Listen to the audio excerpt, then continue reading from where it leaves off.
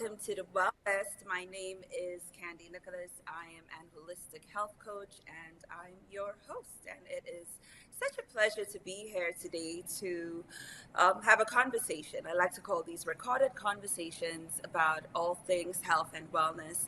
And as we're coming off of Breast Cancer Awareness Month, because breast cancer doesn't stop in October, it happens year round, and the conversation should continue year round. And it gives me great pleasure to be able to have this conversation with a young lady who is from Soufrière, just like I am. She is very, very well accomplished. She's actually a medical doctor who was diagnosed with breast cancer while studying to become a medical professional, which I think brings a very unique perspective to the entire conversation. And as I said, and I'll say it again, she's from Sufra. So please allow me to introduce Dr. Elmarie Alexander. Hi, Elmarie. Hi, thank you How for are allowing me the you? opportunity here. I'm great, thank you. It's so great that you're great because I know that you have been through so much. I can't imagine going through what you've gone through and what so many other women, millions of women from around the world go through.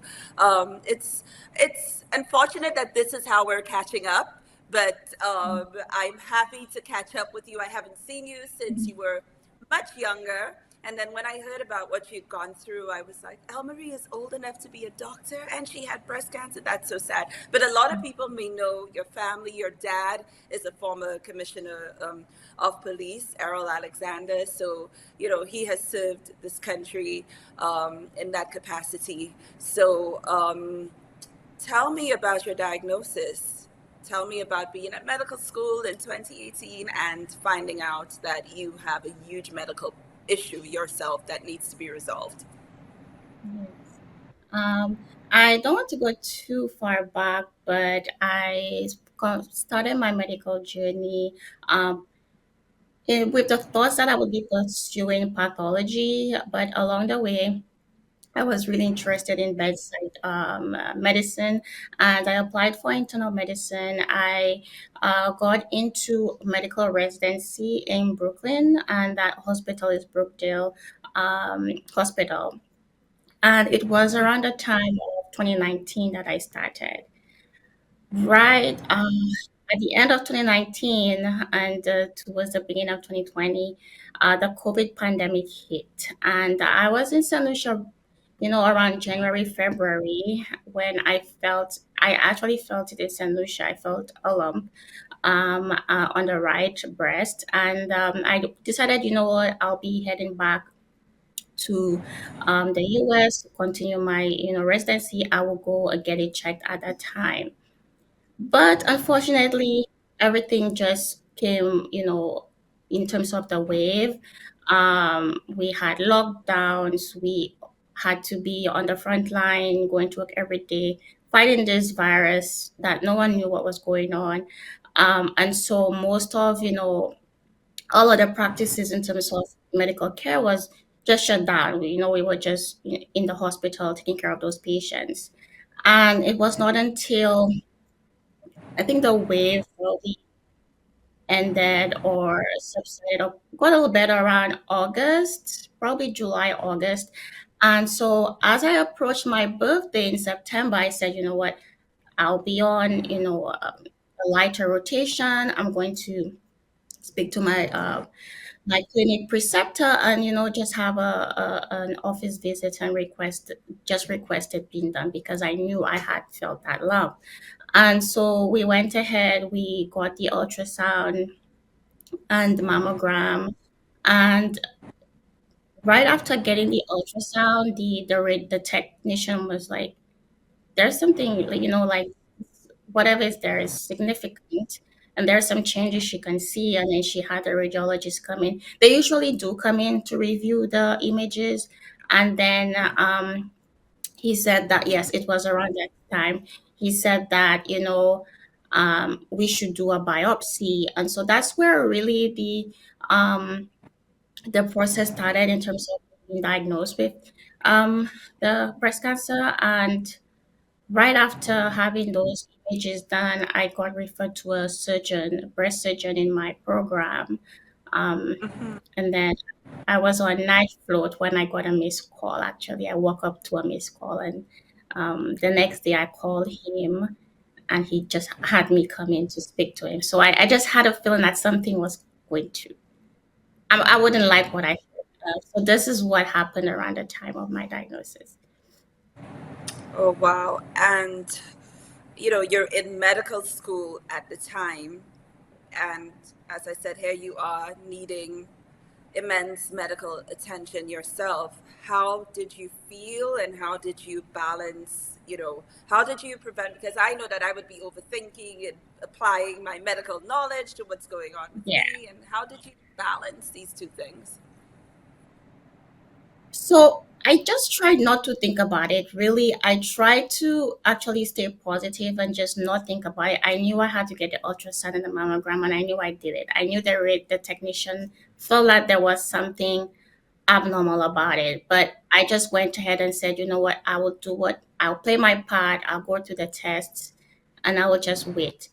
And the thing about it is, I don't know, some professions, I guess, especially at least from what I have heard in medicine, it really takes you away from other things sometimes. Like I was more or less, because of what I do, indulge in, my training. So while I was on my night float, there was just so much to do that you don't think about anything else. And so I wasn't even expecting the call until I woke up to the missed call. So I was like, oh, okay, yes, I did this.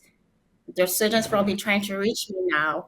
And then Yeah. I have to come back into reality, like, okay, let's get this started or done. Let me meet him before my next shift. So I came in earlier than usual. I probably came in around midday or 1 p.m. Because I start my shift at 7. So I came in earlier in the afternoon, and he took me to sit down, and yes, we had this conversation. But even while I had done those imaging and studies, I was not thinking about it like what is this? What will the result be? Um, and I think it's because I was just busy, and it was, like my role and my responsibilities took over me thinking about it, which I guess was a good thing so that I didn't delve on it too much. The work was a good distraction. Yeah. Yes. So, Mhm. yeah.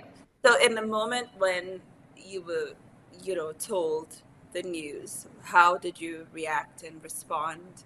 What was going through your mind? I mean, you're a fairly young lady. These are things that you hear about, and I know that the age is getting younger and Yeah. younger, of women with breast cancer, but I'm sure you never thought that you would be one of those young women. So when you Yeah. got the news, what was your initial response or reaction to it? So when I would try to play it out. So when we sat down, he actually began speaking. He brought up a case. He just started speaking about a patient that he had and he knew. I think that's what happened. Like, he was just speaking about somebody and then saying that the patient or had was diagnosed with breast cancer and she lived. I think it was that, but also I feel like he might have told me and then spoken about this case, but it's kind of a blur. But I know he tried his best to you know slowly introduce the topic. He asked me how was I doing, what's going on in my life. I told him I was on night float and what have you. And this is really the best way usually that we try to bring out bad news. And then when he's told me that the pathology showed what looked like cancerous cells, or not really cancer, but he's used malignant cells.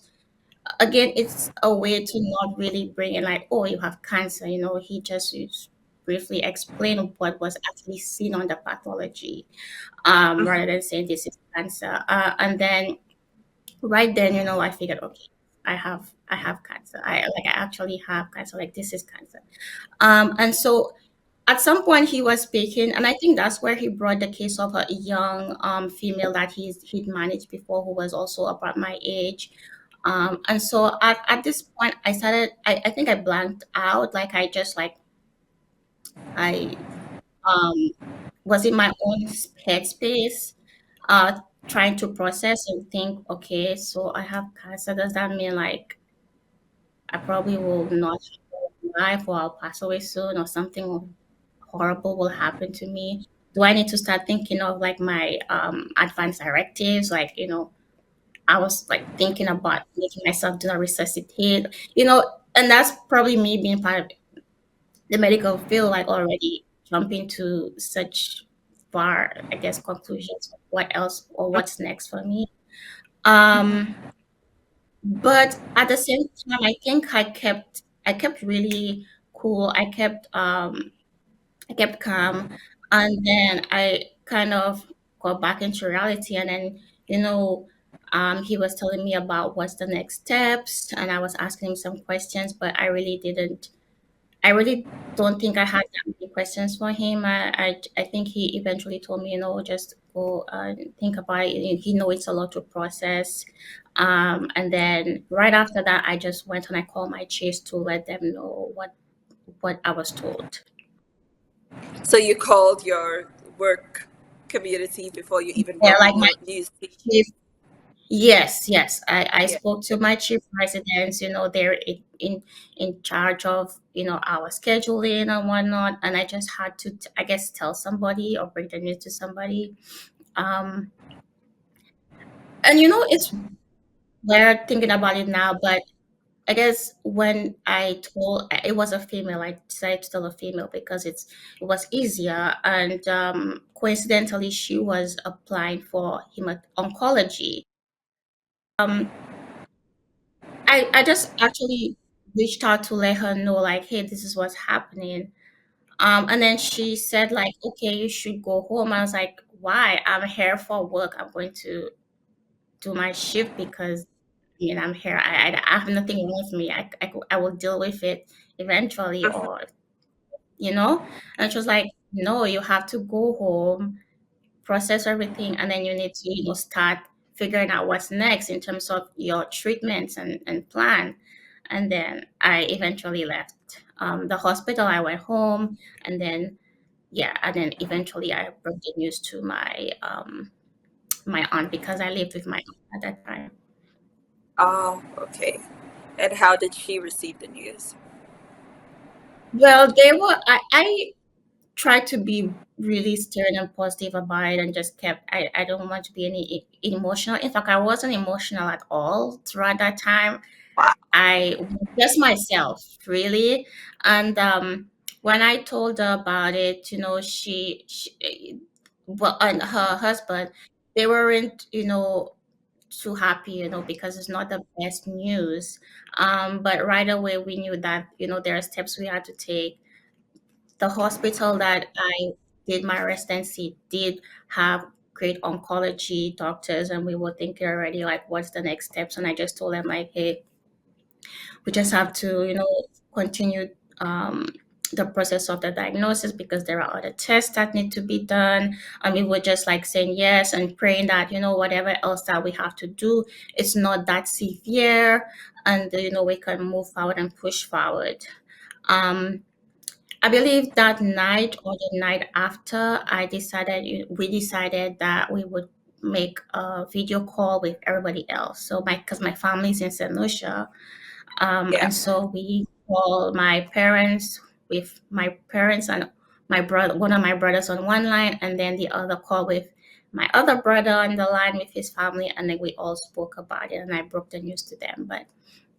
And they were also not. I told them like, please do not be emotional, do not say or do anything. And I just broke the news to them, and they definitely seem to have taken it really. I mean, badly because it's not something they want to hear um, for me or about me, but um, we eventually spoke it out, and we started being ourselves again, laughing and just talking about other things. trying to stay positive. And my parents growing up um, as a Catholic, they've been in the church from the times they were teenagers, and so Mhm. my mom already started saying, we have to believe in God, we pray, and that's how we went through the process of discussing my diagnosis.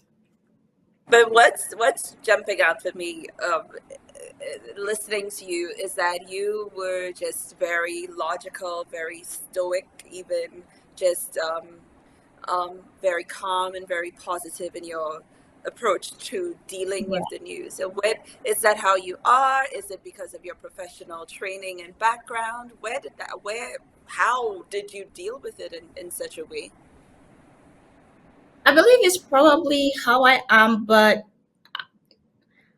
I'm not sure my medical background played a role, because there's still a lot that I wouldn't know. I don't know. At that time, I didn't know.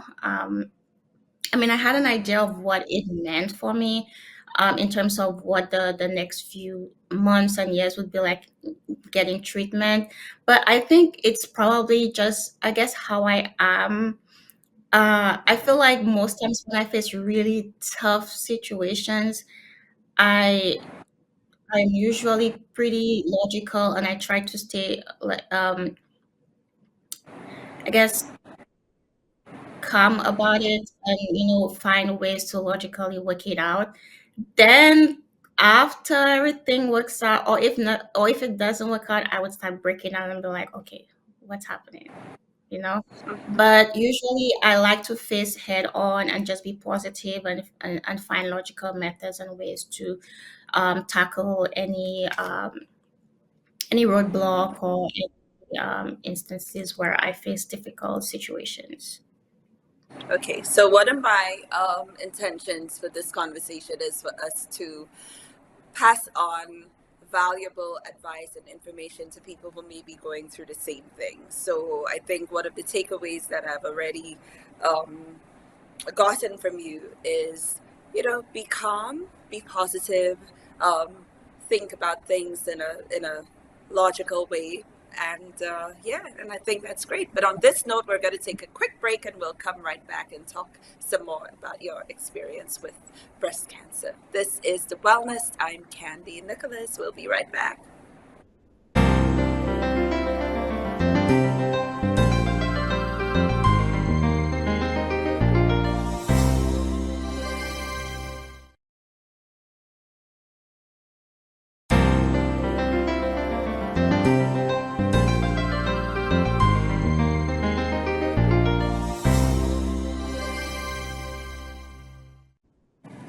Welcome back to The Wellness. My name is Candy and I'm your host. And today we Sufra girls have taken over the show. I'm speaking with Dr. Elmarie Alexander, another daughter of Sufra like myself. And we're speaking about her experience with breast cancer. But I want, because I can tell, obviously she's a very positive person. If you're just joining us, you need to go back and listen to her entire approach to finding out that she had breast cancer and how she dealt with it. I'm really inspired by that, honestly, because I would be a hot mess rolling on the floor, screaming, crying. Oh, maybe not, but but as we're going through the timeline of the story, you're already handling it extremely well by this point. Um, so you've gone home, you've told your family, you're dealing with the news. Your family initially, they're sad, they're, taken aback, Yeah. but your mom immediately says, we're going to turn to prayer, turn to spirituality. What are some of the other things you implemented by that point that when you look back helped you with that journey? So were there other things you changed? I know you would have gotten conventional treatment, right, through chemo and all of that. But Yeah. tell us about that journey and what were some of the other things that you implemented which helped you to come out on the other side of this illness. I so after the initial diagnosis, um, being that we have a group of a team of oncologists at our program or hospital, um, eventually had an office visit with one of them, one of the trusted fellows that I knew. And then we discussed what the treatment process or plan would look like. They did genetic testing, labs, and then I did get advice from one of my other chief residents to maybe consider second opinion, but it wasn't a second opinion because we didn't believe the diagnosis, but just to probably get a better all-around care, given that in New York there were other programs and hospitals that were dedicated to cancer care, that being Memorial Kettering Cancer Center. And so I reached out to them. I was able to get an office visit, and we went through the entire process again. And I was told basically the same thing, but I just decided to stay with them because knowing that they have more advances in cancer care. Um, and throughout that process, I also had a support. I didn't tell the entire resident team that I worked with. My program director knew, the coordinators, the ladies in the medicine office knew, and I did have a small friend group.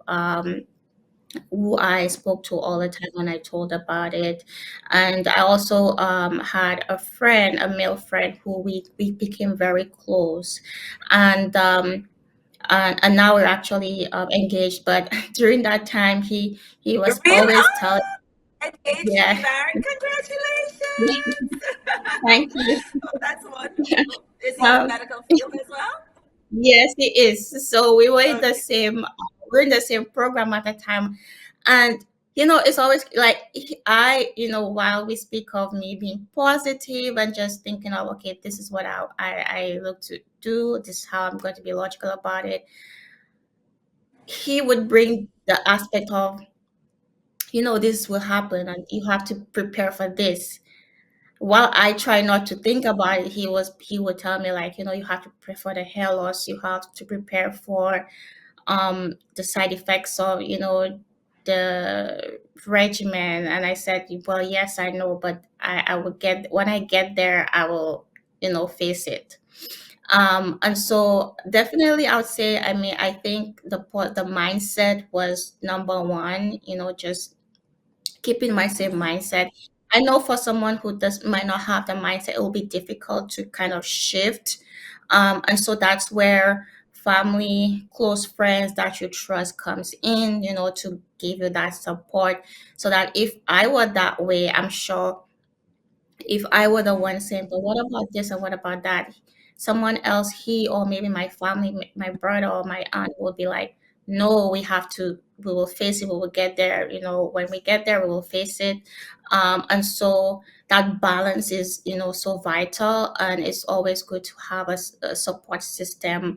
And I think that support system definitely helped me. Going back to spirituality, praying every day, and trusting God through the process. And then also trusting my medical team, with my care and giving me the right medications, what I need to, counteract my side effects. And as much as I expected the worst, I was, everyone is not the same individually. And I was truly blessed to not have really horrible side effects from my chemo. I definitely felt that fatigue, really draining fatigue within the 48 to 72 hours. And I would need the weekend to rest. But then the next week, I would feel great that I can do anything. And, I go back to work and I'm doing what I have to do. And then, so it was that cycle of getting my chemo, feeling horrible, and then feeling better and going back to work and having a week break. So I didn't, endure too much, thankfully. Additionally, as much as I tried to think about work and the the the, the challenges that my other teammates would have to cover my rotations, I kept being told that, I'm going through this crazy tireless process, that I shouldn't feel bad for others at that time. And so I just try to indulge in, reading, um, watching shows. I usually like to watch sitcoms and comedies because I love laughing at just funny stuff. So I look to that. And yeah, I think these are some of the things that I did throughout my time. In terms of, diet, I guess I tried to, I guess growing up, I've always ate cleanly. My aunt, when I lived at my aunt, I mean, she cooked every Sunday and we always had our leftovers. So I just continued that, try to eat more fish.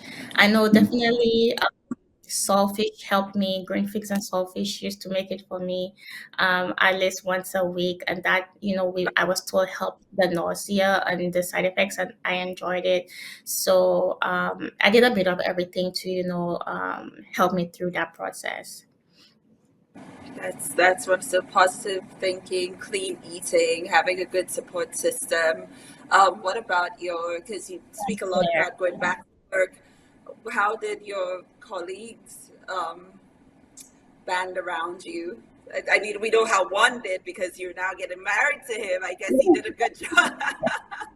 But the rest of the team that you worked with, how Yes. did they support you at work? Because it's sounding to me like work is an extremely integral part of your life and you spent a lot of time there. So, how did Yes. everybody else support you?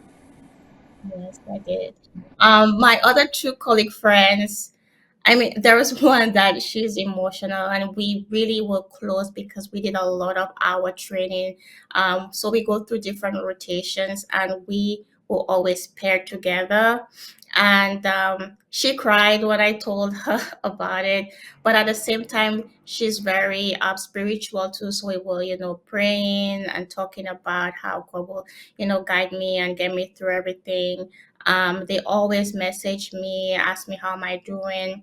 At the beginning, I just worked with we my chiefs and program director. We worked together in building a schedule for me, such that when I'm not doing well, and even if I'm off service, there's someone else who's there, and they were very light service requirements or responsibilities, and so many people didn't really know I was wearing my head cap because it was COVID, so there's no way to know if I had any hair loss, and I had my wigs under it. Yeah. So really, no one knew until probably months later, probably before I guess my surgery or what have you, that I mean, I guess people eventually someone would speak to someone who speak to someone and Yeah, they might know but mention it to me. But I still feel like at the end of the day, half of the whole team didn't know until we made it more I was more vocal about it. And eventually, when I started being more vocal, then people felt like the other residents felt like, okay, they can talk to me and ask me how am I doing, or tell me like, I've been in their thoughts and prayers, just offering support and asking me anything that I need.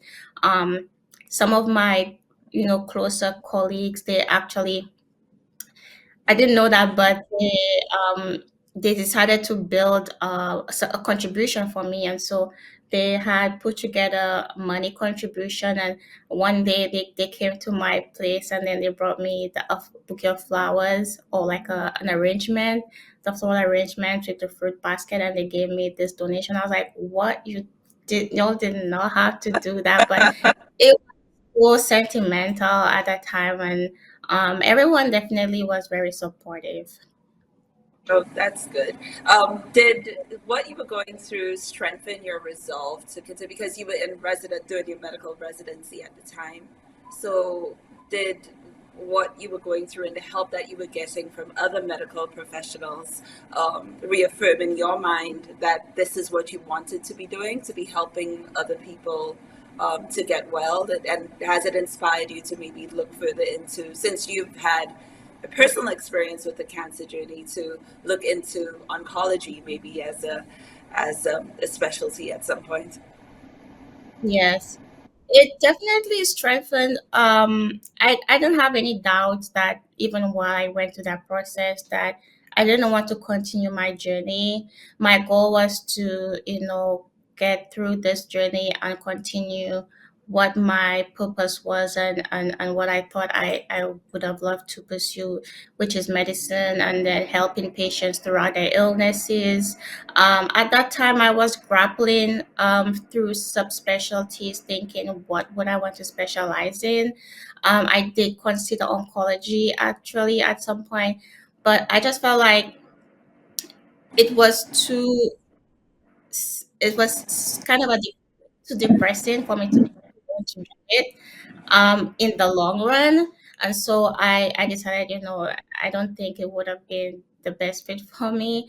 But nonetheless, I did always want to continue pursuing medicine in order to provide for patients going through, different illnesses. Um, and it definitely gave me an avenue to be able to relate more to patients, um, even now. Oh, that's great. That's great. Well, on that note, we are going to take a quick break. This is The Wellness. I'm Candy, here with Dr. Elmarie Alexander. We will be right back.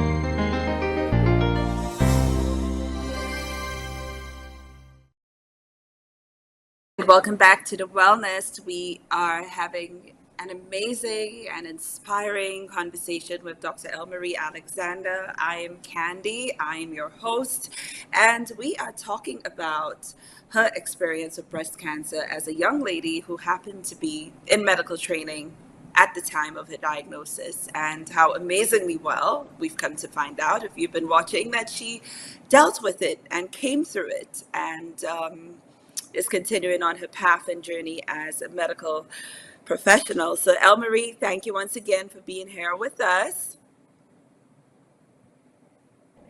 Thank you. It's a pleasure. Yes, and if I didn't mention it 100 times before, let me just mention again that Elmarie is from Sufra as well. So let's say hello to our Sufra people and Yeah. everyone else. Okay, so we spoke about all of the different things that helped you through your journey, and as I wrap up, are there any things that I didn't ask you that you think our viewers need to know about your journey and what helped you to get through it? Um, let's see. I mean, at the end of so the journey doesn't end after you get treatments. When you're diagnosed with any chronic illness, you kind of live with it for your entire life. You live with the side effects of your medications. And as much as we spoke about, my mental fortitude, my mindset, and being positive, there are times that you would break down or just feel bad, and you have to allow yourself, to feel those emotions. And it's not uncommon, and it's not that you're not strong. It helps actually build um that strength. It helps build your faith. And I mean, even my fiance did tell me that too, and I was like, no, that won't happen. But I did have those moments where I just allowed myself to feel, vulnerable. And I ultimately, eventually, I got into therapy. So always take care of not your physical health, but your mental health is important. When you feel like you need that time to speak to others, speak to more professionals, please do. um, so these are some of the other, avenues and steps that I've taken throughout my process to help me through. Now that I am more physical, I, try my best to always stay active. I go to the gym, even if I don't feel like, strength training, I do some cycling.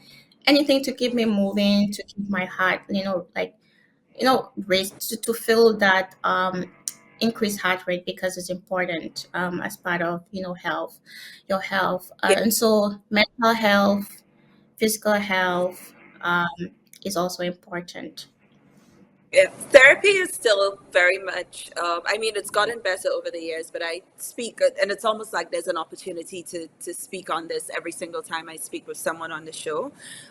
We've come a long way, but we still have a long way to go in terms of our approach to therapy here in St. Lucia, and it's for some still a very taboo topic. What are some of the ways that it helped you along this journey that you think that, okay, had I not done therapy, I would not have been able to cope with this as well as I did, kind of thing?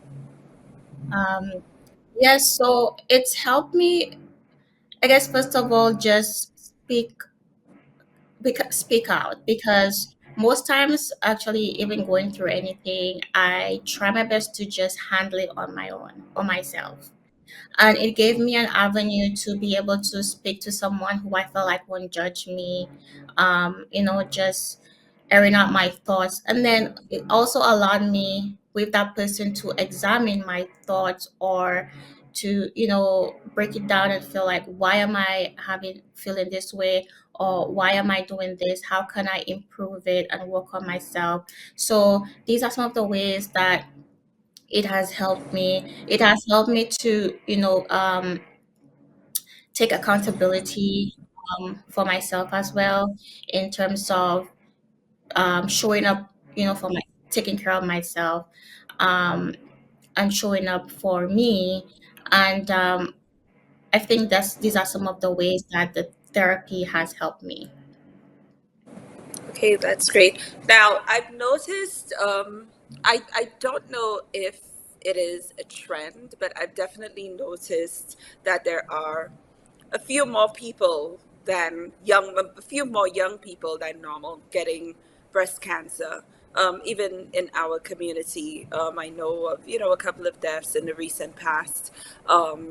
And it's been extremely sad. Some of the young people I don't know personally, but I would know their parents or their other family members. And just to see the way that other people in our community of Supre reacted and responded to those deaths made me um, grieve with them. Yeah. If we were to go specifically to Supre to speak to some young people, young ladies and men, because men get breast cancer too, what are some of the things do you think we should say to them? And of course, this would apply for every other community. We're not, but we're just, speaking about the community that we're from. But advice that would also Right. apply to other communities. If we were to go down and go to the town hall or go to the St. Isidore's Hall and say, okay, guys, gather around, let's talk about this issue of breast cancer. What are some of the things that we could say to other young people in Sufra about just about preventing it and dealing with it if it Yeah. does come up?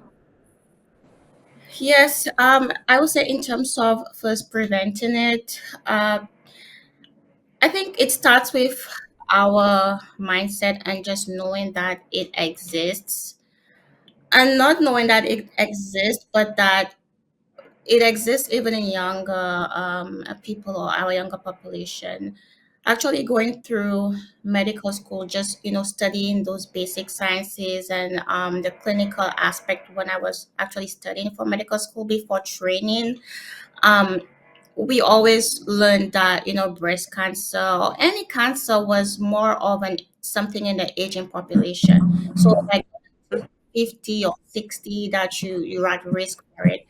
And within that time, I would say maybe 6 years, we've seen that trend, or persons being diagnosed much earlier, persons without even risk factors, because I couldn't really identify risk factors. And even when the teams did the genetic testing, they expected to see something that's common, or that might be seen in a young person, for example, mutations.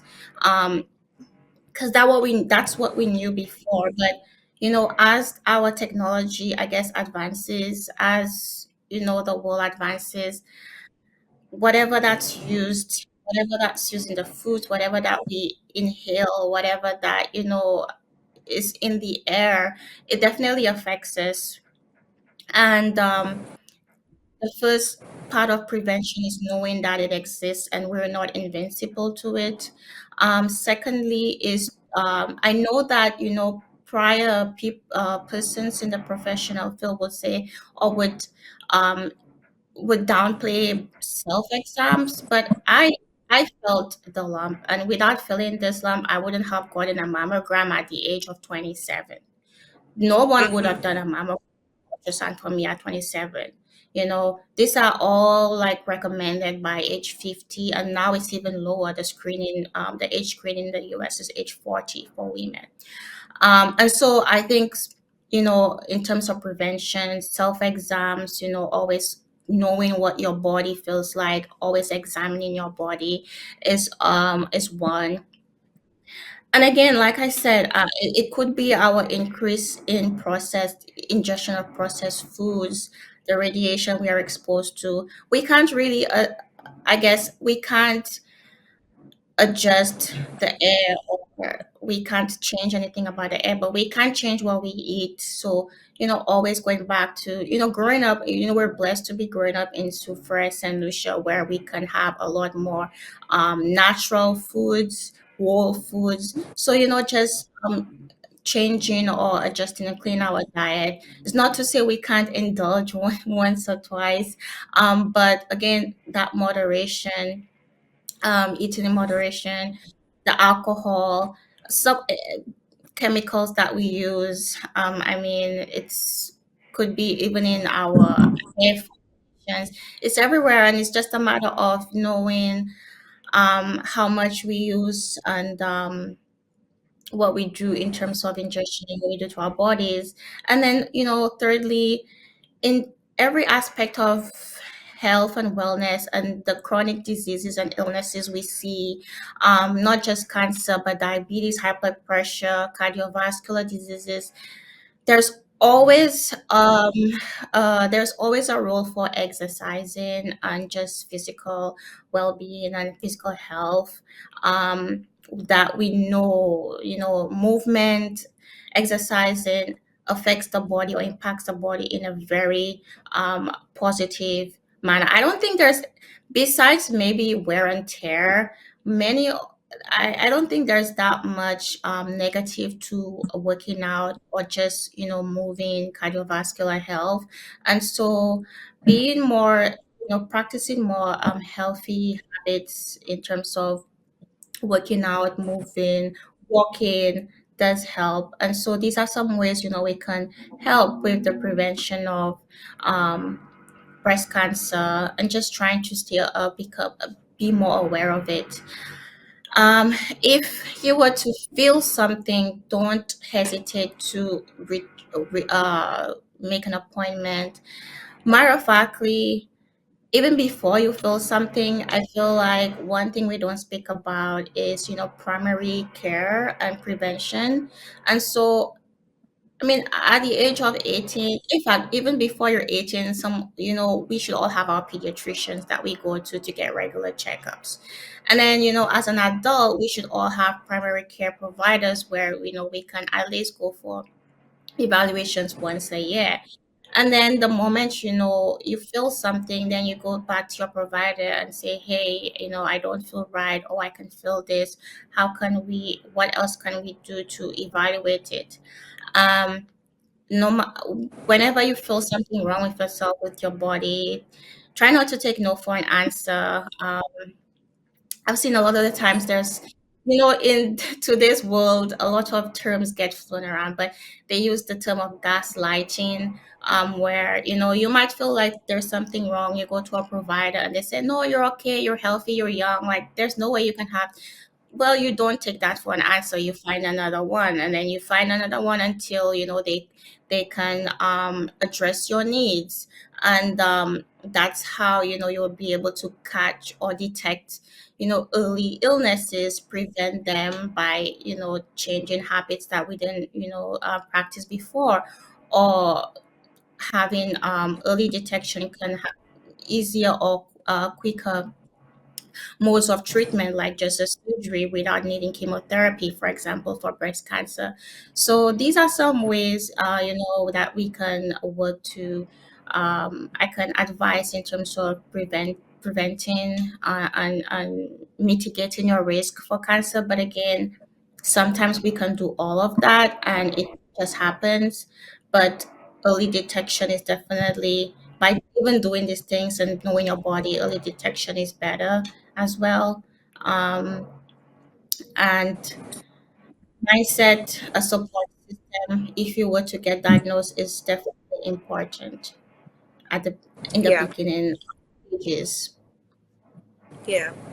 Okay, well, thank you so very much, El Marie, for taking time out of your busy schedule to be here with us. This is an open invitation to come back and let's talk about other things. Like maybe next time we can talk about, you as a medical professional and what you deal with Of course. specifically. But it's been a pleasure, and I haven't seen you since you were a lot younger. So I'm I so happy know. to catch up with you and see your lovely face Yeah. again. Thank you Thank so you, much thank for you for being having so me. open. Yes, thank you It so was much a for being pleasure. so open with us and sharing very honestly with us. And I am inspired by how you dealt with this. I'm going to have to sit in meditation and think about my ways because I would not have been able to deal with this in the way that you did. So kudos Yeah. to you. And thank you for watching. This has been The Wellness. I am Candy Nicholas. We will see you next week, same time, same place. Thank you so much for your time. Bye. Bye.